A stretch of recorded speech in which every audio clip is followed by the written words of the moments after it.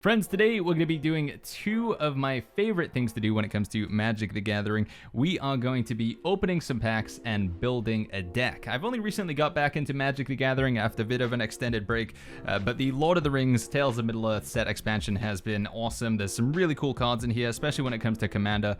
A lot of cool commanders you can make with Legolas, Aragorn, Gandalf, Gimli. You know, all of the main characters are in here, and you can build an entire deck around just one of those characters. So what's not to love? So if you guys are in for some Commander knowledge, maybe you want to share some in the comments down below, or you just want to watch a man open some packs and pull out some cardboard, this is the video for you. So make sure you hit that like button, subscribe, and let's get into the video, shall we? Now, before we go any further, we should say this video is sponsored by Wizards of the Coast. They were very kind to supply this draft booster box here as well. They also sent us some sleeves so we can sleeve up our deck, and they also sent us some pre-constructed commanders as well. So one thing that you guys can do if you are looking to play some Commander, but you just want to play something straight out of the box and get ready to go, is pick up one of the pre-constructed commanders. I've got the Food and Fellowship here, which has got Frodo and Sam as the commanders, but you can also use Pippin and Merry as well. These are a lot of fun. I've played with quite a few of them now. The Hosts of Mordor is also a great one. We get the Riders of Rohan, and I think it's Elven Council is the one with Galadriel or Gandalf. They're all pretty cool. We'll have links to those in the description down below if you want to check them out. But like I say, I thought we'd do something a little bit more adventurous today. We're going to open some packs. We'll choose a commander out of the cards that we get, and then we'll build a deck around that using some sort of basic rules for constructing a commander deck. Also, for a little bit extra spice, we are going to open a couple of collector boosters as well, see if we can get the serialized ring. I know the one ring is now in possession of Post Malone, but I believe there are the rings of the elves, the dwarves, and the men still out there, the rings of power. So maybe we'll see if we can get one of those as well. Stay tuned towards the end of the video for that one. All right, so we are into the draft booster box, and we do have a little box topper on the top here as well, and it would be rude to not just open this and see what we get. So if we peel it away from the piece of cardboard here, let's see. The box topper is often, it can be a pretty cool and powerful card. I think it's like a card from the normal Magic the Gathering universe, so to say, or other sets, but it's been Lord of the Rings-ified, and I don't seem to be able to open it. Oh, there we go, we're in. And peel it down the side here. Now, hopefully, the camera will be nice and in focus. We spent a little bit of time trying to set this up. So we got Herogrim, Sword of Rohan, which is an artifact. It's an equipment that you can put on your creatures, so I feel like we have to put that in the deck, you know? We'll find a way to make it work, but it basically allows us to, whenever a creature deals combat damage, exile up to one creature you control, search your library for a basic land card, and then put both. So you can blink something back in, and you also get a land card as well. So pretty exciting there. The blink thing, we'll talk about that, and we'll figure out how we can make that synergy work when we decide what the rest of our deck is going to look like. We'll put that over off to the side here for now. There we go. Up in the top right is where we'll put good old Herogrim. Right, now on with the rest of the video here. We have quite a few draft boosters to open, so I think through the power of editing, we're gonna get good old editor Jack to zoom through these. So best of luck, Mr. Jack. And let's open some packs. And if we get anything particularly, you know, something that looks like it would be good commander material, that this is the sort of card that is going to be the captain of our deck. So our number one commander. I should explain maybe the commander format. It's typically played with 4 players. You choose one card as your commander, and then at any given time, you can sort of play that creature out. So you don't even need to have it in your hand. You don't need to draw it from your deck. It's just there, ready to go, provided you have the mana to summon it. And because it's always available, you can sort of theme your deck around it. So we're looking for a particularly cool or powerful creature that looks, you know, inspires us to want to make a whole deck around it. That's what we're looking for out of these draft boosters here. All right, first pack here. We have a good old cave troll. So what we're going to do, and I would recommend you guys do when it comes to this, is sort of organize our cards into different slots. So we're going to put creatures over here, and we'll maybe go by color as well. Yeah, so we'll have like black. In fact, we'll just go by color for now. Yeah, so we'll have our black. We'll go in the order. So we'll go white, blue, black, red, and green. So blue, black, red, and green. You guys cut off. Green's getting cut out of the shot. Sorry, green. Oh, and multicolor. I don't know. Actually, I didn't even think about the multicolor, because we do have some that are white and black as well. All right, we got our first mythic here, Radagast the Brown.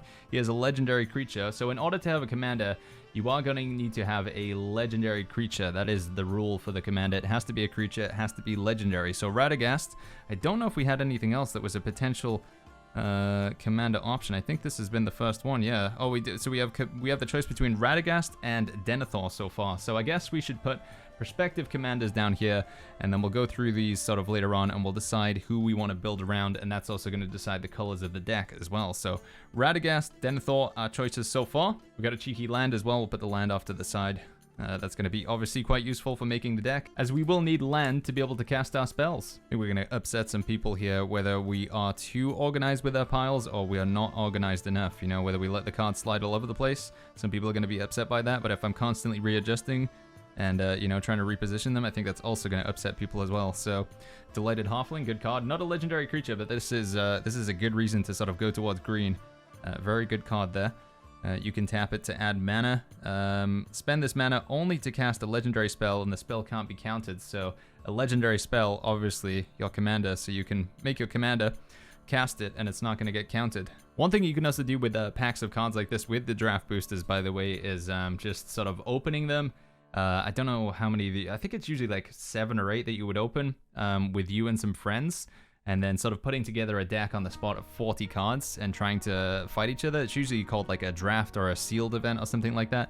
And that is it's good fun. You know, we did this with the Lord of the Rings pre-release, where we just played with Lord of the Rings cards against other people. I made a blue and white deck. We got the One Ring, and I proceeded to die to the One Ring in like 2 different games. In other games, we died to Rosie Cotton. She was an absolute beast and destroyed me. She did a lot of damage. So far, green has gotten the best cards for what I want, but obviously you don't always have to go with the best cards as well. You can just go with whatever seems fun. If you want to build something around hobbits, then you know, wait until you get a Frodo or a Sam and then use that as your commander and go. We got Gandalf as well, so we could make a Gandalf themed deck if we want. And Shelob, big old spider, that's a good one. Keep forgetting to put it on top of my commander pile over there. Okay, so we have managed to open up all of our packs. On the very last pack and almost at the very last card, we did get the One Ring. So I've found one. It's not quite, you know, the Post Malone One Ring, but still, this is a great card. If you guys managed to get the One Ring in a pack of cards, I would highly recommend putting it in a deck. It's kind of funny, but also, you know, appropriate for the One Ring to be powerful within the Lord of the Rings universe. So that's definitely going to go in the deck because it is colorless. It is an artifact. It can fit in with any deck. Now we have the choice of our commander, so we've got a lot of options here. There are a lot of legendary creatures within the Tales of Middle-earth set, so we're going to go through and choose which one we want to go for. One thing to be aware of when it comes to your commander is that is going to sort of dictate the colors of the deck that you make. So in a commander deck, it's 100 cards. And you can only have one of each copy. So we could only have one copy of this Quarrel's End, for example, and that would also require that we have to have a commander with red somewhere and its casting costs as well. So if we use Denethor, the Ruling Steward, we could only use our white and black cards. Now, when it comes to this, you guys can just make a decision on like what seems fun to you. You know, if you want to build something with a Frodo or with Galadriel and you want to do some elves, just go with that. We're going to get a little bit more tactical here, and we are going to take a look through the rares and mythics that we got from these cards. You can tell a card's rarity by looking at this sort of symbol here. So we have black, which is common. Then we have a silver over here, which is uncommon. The One Ring, which is like a reddish sort of color you can see there, that is mythic rare. And we sort of skipped one rarity, but we also have gold as well. So we've got the Doors of Durin here, which is gold. So we're going to take a look at our rares and mythic rares because they are, well, they're rare and mythic rare. They're not, you're not going to see them as often, and that should hopefully help us decide, you know, we'll go with the color that we got more rares in because, you know, rares and mythic rares are fun. And one thing I should say as I'm going through these cards is these are draft boosters that we're opening. I believe if you are specifically in the market for some rares or some mythic rares, the set boosters, which are like a different version, you have the draft boosters, set boosters, and also the collector boosters. Probably going with the set boosters will, I think, you know, generally end up, or collector boosters get you more rares and mythic rares. There is also the Jumpstart as well. Jumpstart is really good actually, for just sort of if you want to play with some Magic the Gathering cards, especially with the Lord of the Rings cards. You can kind of just shuffle up the Jumpstart packs and then play with those as well. So if Commander, the idea of a 100 card deck is a little bit daunting to you, and you guys, oh, I just realized Saruman's chilling in there. He should be a Commander. If the idea of building a 100 card deck is a bit daunting and you don't want to do Commander, you just want to play something with a few less cards, you can try the Jumpstart. I think it is really good. And there's some really fun cards in the jumpstart boosters as well. Okay, so in total we got 1 rare. We have the Flowering of the White Tree, which is a powerful enchantment for white. Going into blue, we managed to get 4 different rares. Rangers of Ithilien, a creature. We have Press the Enemy, Born Upon a Wind, and Lost Isle Calling. So 4 different cards for blue, so blue seeming like a likely candidate. We also have the Orcish Bowmasters, Isildur's Fateful Strike, Orcish Bowmasters again, double Orcish Bowmasters, and we also have the Shadow of the Enemy, which is a big spooky looking sorcery in black. So black seems like a, a likely color we want to go. Although with the Orcish Bowmasters, again, we can only have 1 copy. That is the rule with Commander. It is 1 of each card type other than lands. You can have multiple different lands, and we'll move on to that in a second. Moving over to red, we got 2 rares, the There and Back Again and a Moria Marauder. And in green, we had the Delighted Halfling and the Ring Goes South. So blue and black. Possibly red or green as well. So I'm thinking like blue, black, and red, or blue, black, green, or just blue and black. So take a look through our commanders again and see if we have anybody that lines up with those colors. So we're looking for blue and black ideally, maybe with something else as well. So after going through the prospective commanders, we have our Uruk-hai captain here. We've also got the Mouth of Sauron as well, blue and black. We have Bilbo, which looks pretty fun. He's red and blue. We could have some shenanigans with Bilbo, because I also like the fact that we got There and Back Again, which ends up summoning Smaug towards the end of it as well, which is, there's some good flavor there. That's one of the things that you can do with your decks, is just have a little bit of flavor as well.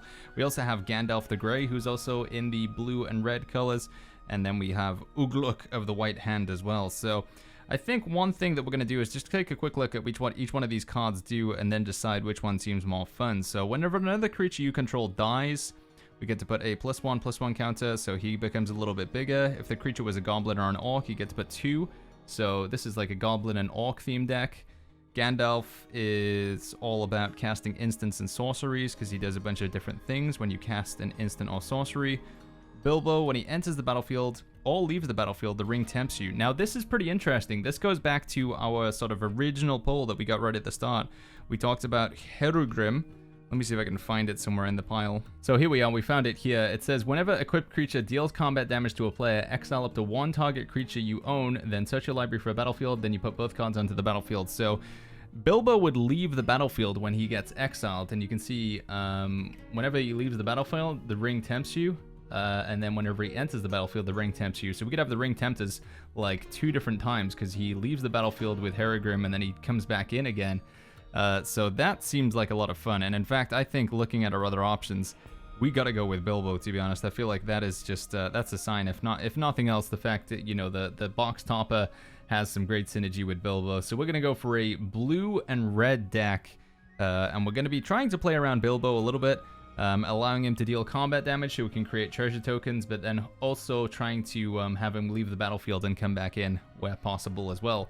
So let's take a look through our blue and red cards, and we'll talk about how we can build this commander deck. So we've chosen our commander. We do have like one other card that we put in with them as well, but with the commander, you also need another 99 cards as well, as this is a 100 card format. Your deck has to be exactly 100 cards.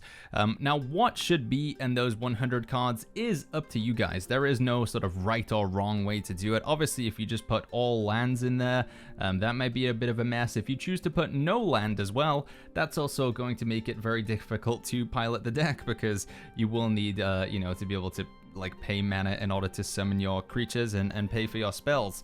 So starting off with the land, we're going to take some inspiration from the pre-constructed commander decks. The Food and Fellowship commander deck, the Hosts of Mordor, the Elven Council, and the Riders of Rohan all have 38 lands. So we are going to follow suit and take their advice as well, and we are going to build 38 lands. Now, we don't need any black, so we don't need any swamp, we don't need any plains, we don't need any forest, because Bilbo is none of those colors. So taking a look through some of the lands that we pulled while we were opening up the packs, we just want to be looking for our blue, islands. Also, we got some of the full art islands as well, and then also looking for some mountains. Now, occasionally you are going to get these sort of uncolored lands as well. So tap to add a colorless, or we can add 2 mana of any combination, spend this only to cast legendary spells. Now, Bilbo is a legendary spell, so think, again, this is going to be a one-off. The lands that you can have multiple of are your basics, but when it comes to non-basics, we can only have one of these Great Halls of the Citadel. So we keep going through, and we'll try and count our way up to 32 land if we can. And again, we've got a Shire Terrace here, which we can sacrifice. Gives us the ability to search for either a island or a mountain, so it can kind of fix our mana, you know, in case we're just getting islands early on and we do need a mountain to be able to play a spell that requires a mountain. We can also use the Shire Terrace. We've also got the Grey Havens here as well.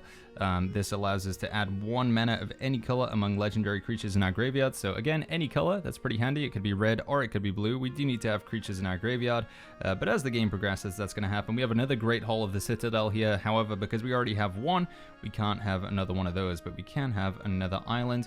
We can also have the Mines of Moria as well, which, as you can see by it being quite red, it is a red land. Taps for a mountain, or taps for a red. It enters the battlefield tapped unless we control a legendary creature, but we probably will be running a legendary creature. Bilbo does come out quite early on. He's only 3 mana to summon. We can exile 3 cards from our graveyard to create 2 treasure tokens. Now, Bilbo does have his own ability to make treasure tokens as well, so potentially some synergy there, so we're going to go with that one. So we're now up to 20 lands, and we have used all of the lands that we pulled from the decks, or at least all of the ones that, you know, could work. We have quite a bit of some swamps and some plains and stuff, so we are going to get some lands that we just happen to own as well. If you guys do find that you're building a deck and you're running out of particular, you know, basic resources like lands, local game stores do have generally a lot of these in abundance, so heading down to your local game store and just trying to pick up some lands, I'm sure they'll be able to help you guys out. But there is also the Lord of the Rings, and this is the case with a lot of sets. They have these sort of gift bundles you can get. So the Lord of the Rings gift bundles contains a stack of lands, and then you also get a bunch of cards, and you also get a copy of the One Ring as well. It's like a shiny special foil version of it, so that is a great one to pick up if you just want to add some sort of lands to your collection, and a few other cool cards as well. Also comes with some boosters. Okay, so that is our lands out of the way. We have 38 lands in total now. 3 of which being these sort of, oh, there is also the Mines of Moria in there as well. So we got 4 sort of special lands, and the rest of them are just basic. Now, I know the land's probably not the most exciting part of the deck, but it is a very important part of the deck. One thing that I would like to mention is as you get more advanced and sort of increase your card collection, trying to replace basic lands with non-basic lands like the Grey Havens, or ideally something that would allow you to give both red and blue mana. So there are some lands that are tapped for one or the other. You get quite a few of those in the Lord of the Rings precons. The pre-constructed decks like the Foodum Fellowship, the Host of Mordor, those are pretty powerful, pretty good, because they'll give you a bit more flexibility. But there's our land. Now we can go and choose our creatures. And again, following the guidelines, based on what we see in other pre-constructed decks, we're going to go for somewhere in the region of 20 to 30 creatures from both our piles of red and blue here. Now we're going to try and remember and bear in mind the sort of rules that Bilbo has, because he's only 3 mana, we should be able to get him out fairly early on in the game. So when he enters the battlefield or leaves the battlefield, the ring tempts you, and then when you deal combat damage to a player, he creates a treasure token. So we would like him to deal combat damage whenever we can, so giving him haste so he can attack as soon as he comes out would be great. Also giving him some protection, because he is only a 1/3, he's quite squishy, poor old Bilbo. So we want to be protecting him. We want to speed him up if we can. We want to make sure that he can attack. So stuff like that, you know, looking at maybe something like a Gimli's Axe for artifacts, but right now we did say we were going to focus on creatures, so let's take a look through some creatures. So we found a good example of a creature that has synergy here with Bilbo. So this is Meneldor, Swift Savior. It costs 4 mana, so it is going to come out after Bilbo arrives, and well, I mean, I guess it depends the order in which things play out, but whenever it deals combat damage to a player, exile up to 1 target creature you own and then return it to the battlefield under your control. So again, we can have Bilbo leave the battlefield and then return again through the trigger there. So those are the sort of cards that we want to be putting in where we can, but also just getting a nice sort of array of creatures, getting some ones with a low mana cost, getting some ones with a higher mana cost, kind of a bit of variance. And again, remembering the one-of rule. This is sort of going to be the staple of how we build our commander deck here. So we have selected a nice little array of creatures here. We have 20 creatures in total, ranging from 1 mana all the way up to our big elephant over here, which is 6 mana. We've sort of focused more on the mid-range sort of area here, because this, you know, I think these are the cards. It's casting something right at this sort of big mana cost and something right at the start of the game. We're not going to spend too much time, hopefully, on either side of here. I mean, maybe more towards this side, so focusing on the mid area. There are some cards here that have some pretty fun synergy with Bilbo as well. Remembering that Bilbo, and if we just bring the camera into focus here, whenever he deals combat damage to a player, create a treasure token. Wherever he enters or leaves the battlefield, the ring tempts you. So he has some pretty fun synergy with Gandalf here as well, because Gandalf says, whenever the ring tempts you, if you choose a creature other than Gandalf, Friend of the Shire, as your ring bearer, you draw a card. So we choose Bilbo as our ring bearer every time the ring tempts us, and then we get to draw some cards. He also allows us to cast sorcery spells as though they had flash, so we can cast sorcery spells basically at any time, which is pretty fun. So what I'm sort of seeing from this deck is that we want to cast a lot of spells, so we're leaving it at 20 creatures, and what we're going to do now is move in and start picking out some instants and sorceries, also chucking in there and back again, and of course the good old one ring. And ultimately, we're going to end up with a deck that, you know, from what we're seeing here, taking a look at the cards, you kind of like, it points you in a direction typically. This is what I find usually when I'm building Commander decks anyway. So the next sort of step that we're going to go to here is finding about 15 to 25 spells, about 5 to 10 artifacts, and 3 to 5 enchantments, just like we saw with there and back again, and that is going to make up the bulk of our deck. So we'll put that together. I'll show you guys what I've got, and then we'll go ahead and open some collector boosters for a little bit of fun at the end of the video. One of the card that I wanted to mention as well was Gloin here. He has some pretty fun stuff. So whenever you cast a historic spell, which is an artifact, legendary, or saga, legendaries we have quite a few of, including Bilbo and Gandalf. And then we can sacrifice a treasure rather, and goad target creature. So until your next turn, that creature attacks each combat fable and attacks a player other than you. So we can sacrifice one of the treasures that Bilbo makes when he deals combat damage, and then we can sort of make other people's creatures go wild and attack our friends, opponents on the battlefield, to attack other people than us. So we got some treasure synergy.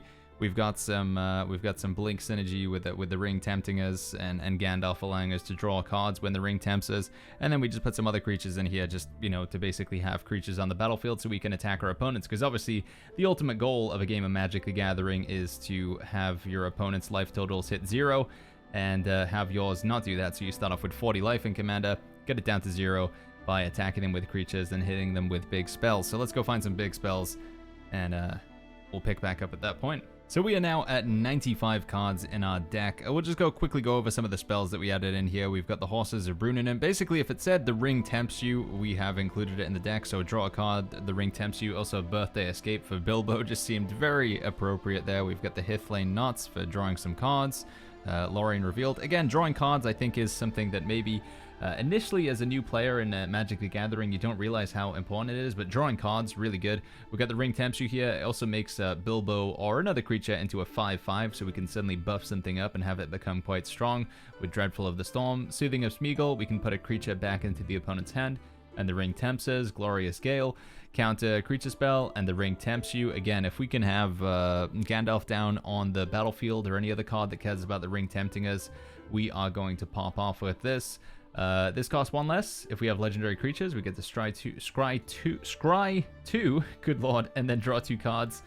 This one I thought was pretty fun as well. We get to put 1 target instant or sorcery card from the graveyard on top of our library, so we get to basically bring back one of these spells, that we've gotten here, put it back again so we can draw it and cast it again. And we also get to amass orcs, so we get to make a little bit of an orc army to go along with the Bilbo.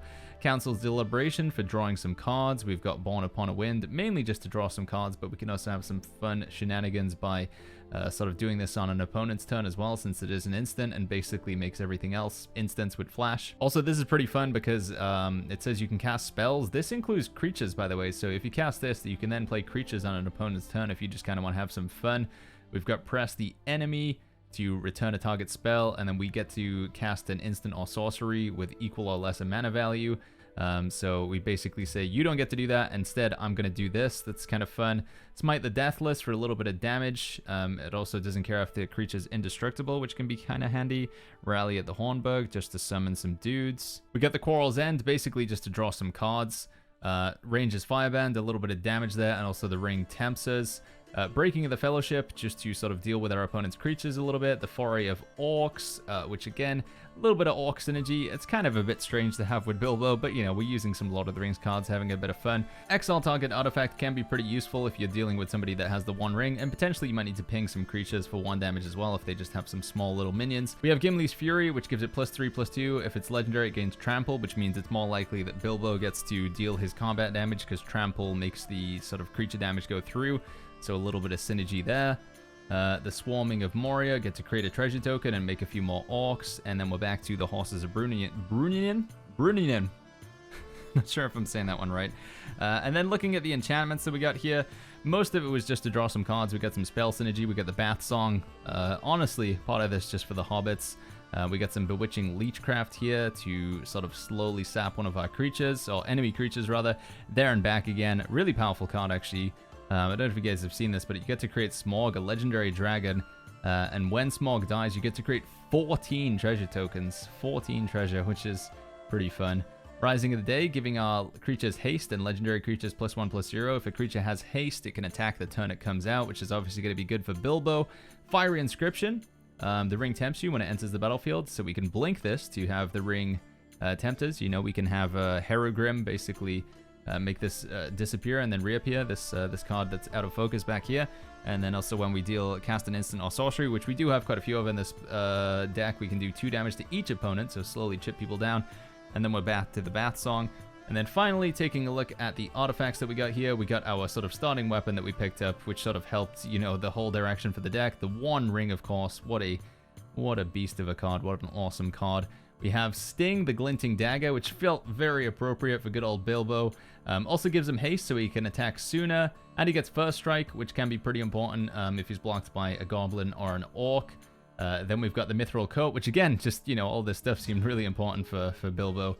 I also would have made sense for Frodo as well. But Flash Indestructible, so we can give Bilbo Indestructible so he can, you know, take a lot of damage. We got Glamdring, which gives him +1/+0 on First Strike. Again, going to be pretty important so he can get the damage in first, because he is only a 1/3, poor little guy. Also gets stronger with the more instant and sorceries we have in our graveyard, and we are running a lot of instants and sorceries. And then we deal combat damage to a player, which is what we want to do with Bilbo. We can then cast any instant or sorcery from our hand. So yeah, we're basically like a Spell Sling and Bilbo deck. We get the Palantir of Orthanc. This is a great card to draw cards, basically. I think this is honestly one of the best cards in Tales of Middle-earth in the Lord of the Rings set. Inherited Envelope. You know, Bilbo's envelope, passing the ring down to Frodo there. The ring tempts you. We get to add 1 mana of any color. Nice, just to help us cast some cards. And then the Vial of Galadriel's here as well. Again, 1 mana of any color, and it has a few extra bonuses here as well. So that is our deck. I think it's looking pretty nice, but let's open a couple of Lord of the Rings collector boosters. I think we'll open 2 packs of this. We'll see if we get anything nice, because we have about 5 slots left in the deck for some more creatures, some more spells, some more artifacts. So we'll go for a couple more additions here, but hopefully you guys have been able to get the idea of, you know, from start to finish, looking at the synergy, looking at the commander, choosing what cards you have, and then building off of that. This is kind of how the commander deck sort of works, you know, at least, I don't know, my build structure. There's probably going to be, you know, more comprehensive builds out there and better builds, but using just Lord of the Rings boosters, this is how we were able to, you know, start and where we are now. So hopefully you guys have found this useful. Okay, so we have selected a couple of collector boosters here. Now these, honestly, when it comes to deck building, I think it might be a bit overkill unless you want to bling out your deck. This is, again, more for the collector aspect, but there can be some pretty cool cards in here. So I think it might make for a pretty fun experience just to slot a few of these in. We're looking for some blue cards or some red cards, and I am going to open them with scissors because I'm a maniac. Also, there's like some special crazy glue that they use with these packs that just makes it extra difficult to open them. So let's see what we get here, shall we? We'll do the actual pack opening part of the video now, because I realized earlier on you guys kind of got a bit deprived from that. You didn't get to see me open all the packs. So Shelob's Ambush, we got a 1 mana black card here, gives something Death Touch basically, +1/+2, so a nice little combat trick. Breaking the Fellowship, we are running that card in our deck actually. We have a Nasty End, basically sacrificing a creature. If it's legendary, you get to draw a bunch of cards off of it as well. We got an Enraged Huon, so come on, we're looking for some blue and some black. Butterbur Innkeeper, it is a human peasant, but he's green and white Butterbur, so not going to be good for the commander deck here. Meriadoc Brandybuck, little halfling, nice full art swamp. I love these the art for some of the full, well, the art for the lands is like stuff from the Lord of the Rings map. So we got the dead marshes up there. They're all themed and appropriate. Oh, here we go. We got a blue card. It's an enchantment, Scroll of Isildur. Gain control of one target artifact for as long as you control this this card, basically. Yeah, this is honestly going to make a pretty good addition. All right, there we go. Stealing a little artifact off of somebody. Stealing a ring, maybe. Quite appropriate for good old Bilbo the Burglar. Nice borderless card there. I didn't even point it out, but nice borderless card. Mythic rare as well for Arwen the Mortal Queen. We got a Taunt from the Rampart.